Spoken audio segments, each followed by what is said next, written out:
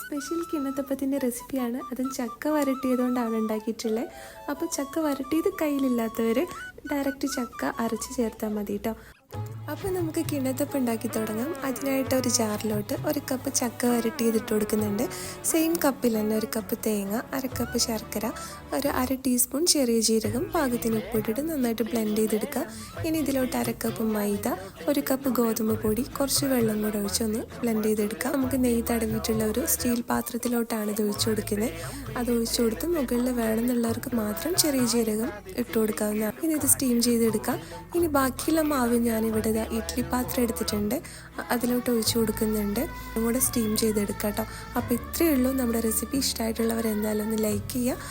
അതുപോലെ ചാനൽ ആദ്യമായിട്ട് കാണുന്നവരാണെങ്കിൽ ഒന്ന് സബ്സ്ക്രൈബ് കൂടെ ചെയ്യുക. താങ്ക്